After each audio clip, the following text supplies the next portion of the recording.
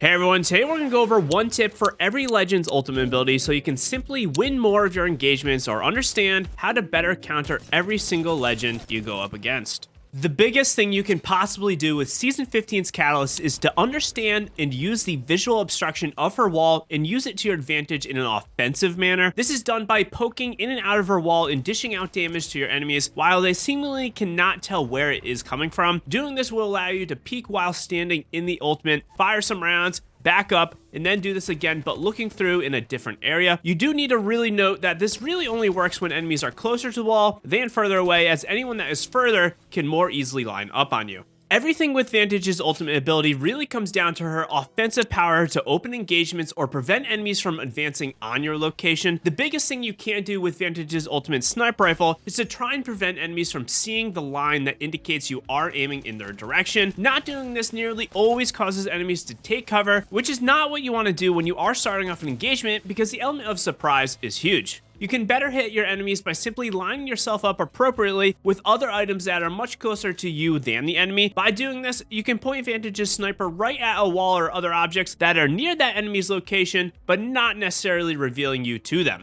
Newcastle is truly the ultimate defensive and team support legend in Apex Legends. If you aren't aware, Newcastle can actually leap twice the distance when he is looking and locking onto his teammates with his ultimate. This is great as it allows Newcastle to provide instant cover to teammates who are in danger and are in more open areas. Do not underestimate the distance he can leap as it is extremely far. Leaping to that squad mate and then following directly up with a tactical mobile shield and a passive revive shield is a huge way to provide near complete coverage of that teammate while they get back onto their feet. Unless you are in a very late endgame where fortifying an area is needed or gaining high ground, it might be wise to save that ultimate for when you or your squad really needs that protection and support. It is clear that Mad Maggie and her Wrecking Ball can be used to traverse open areas or to breach across larger gaps at quicker speeds. However, a better way to use her Wrecking Ball with actual combat usefulness is to utilize it in a close range environment or a fight. The effects of getting hit by Mad Maggie's Wrecking Ball do not last long, so the closer you can get to enemies means the more you can make actual use of the effects, and you can have better accuracy when you are using the ability, since it is pretty easy for enemies to avoid. Using her ultimate right as you enter a close range fight is incredible as it's going to displace enemies, forcing them into the open. It stuns or slows them down and blurs their vision, meaning you can get a quick, easy knock on the more immobile enemy or enemies who are right in front of you. My recommendation is really something like sub 20 meters, so you can be effective with one-magging weapons like a car or a Volt SMG.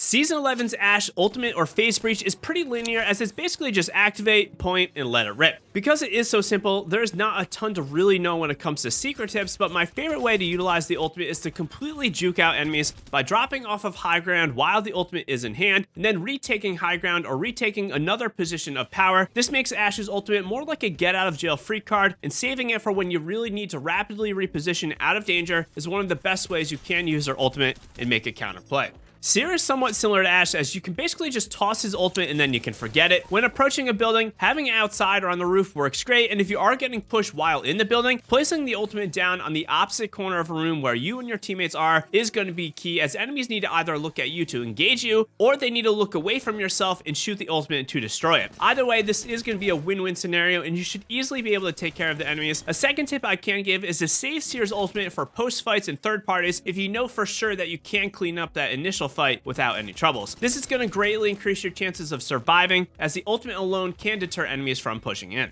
There's not a ton to say with Valk that will make a big difference in your Skyward dives, but I do want to take a second to actually mention two tips that some players might not be utilizing. The first is to always be mindful of Valk's ult location, and more specifically for this, when you need to travel over higher mountains. Since her nerf a few seasons ago, she can't always get per se across every mountain, but the best way you can assure you don't get messed up and completely throw your game is to line up as close as you possibly can to any high object you are trying to traverse across. This is going to ensure that you do not get any slowdown or miss the cut across, since she has the highest and best height advantage right as she does get to the peak of her ultimate use. Second is that you can't use the dip and flatten out technique as if you were initially flying in off your drop. Using a dip to get your speed up will still net you the best travel distance, and if you aren't doing this, you are going to pretty greatly cut your travel short.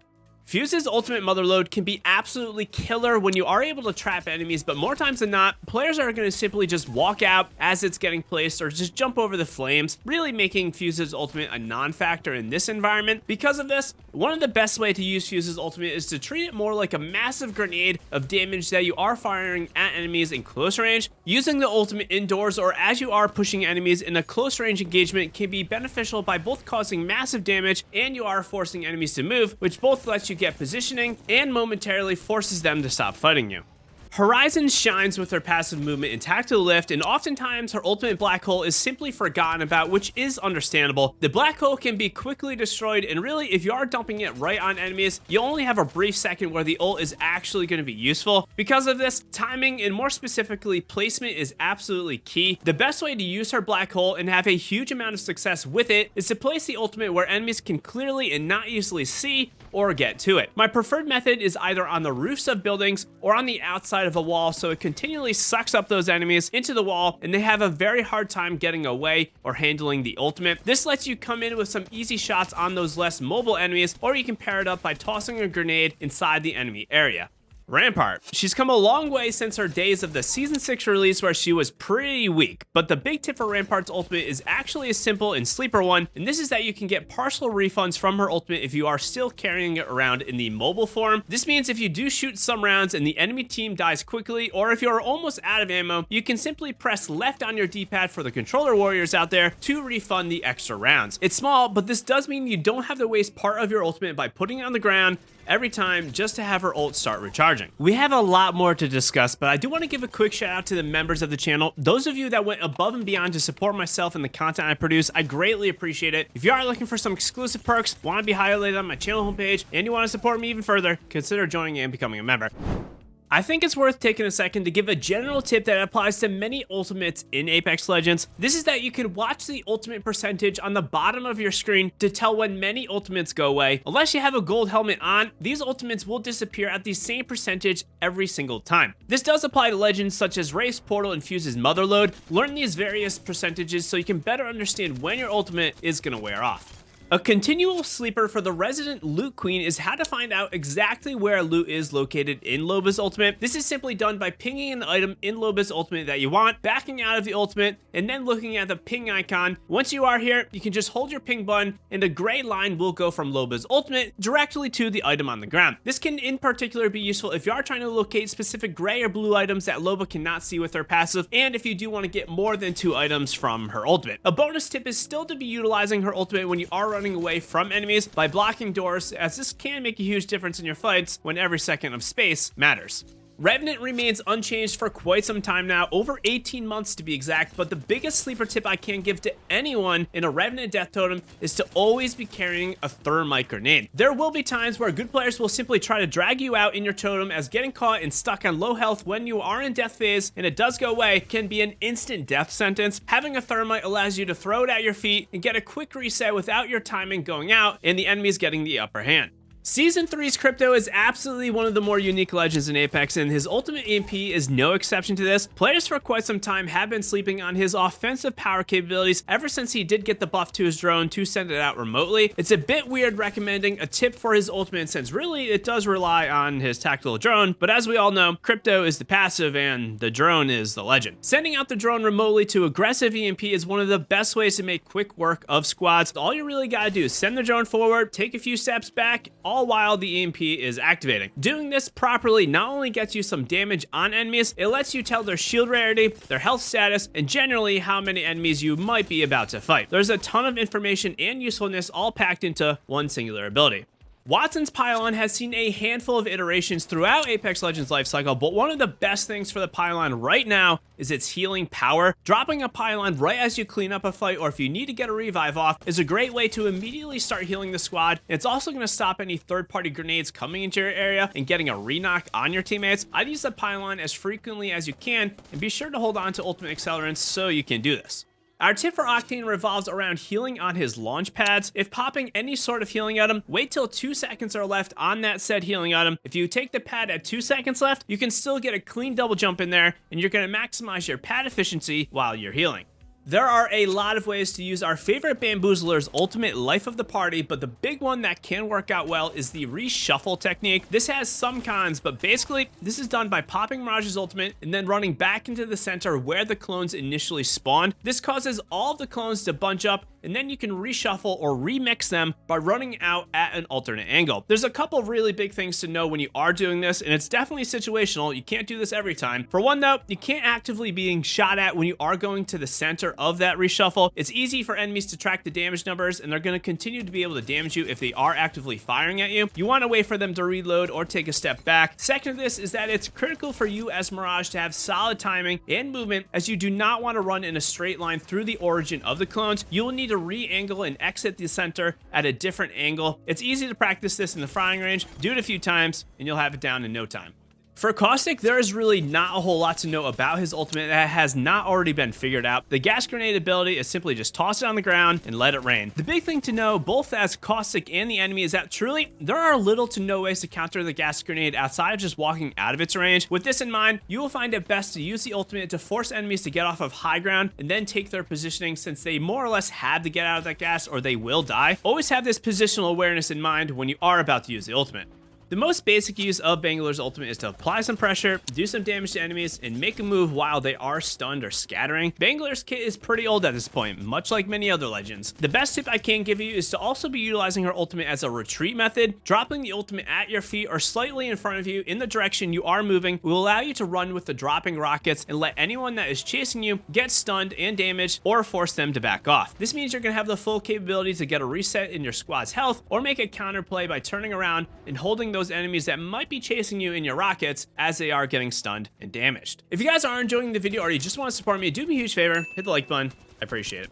For the OG Sweatlord of Wraith, the double door portal technique still remains one of my favorite tips to recommend, as it greatly slows enemies down from entering your location. Simply put, this is done by using Wraith's ultimate portal on 2 different doorways to prevent enemies from quickly getting into your area, or at least have them get confused as to how to get to you and have them slow down. This gives you a large amount of time to reset. If you do need to exit the portal area, you can use Wraith's tactical to travel past those portals. And of course, if enemies do take the portal to get into your spot, you can get some easy shots on them on either doorway.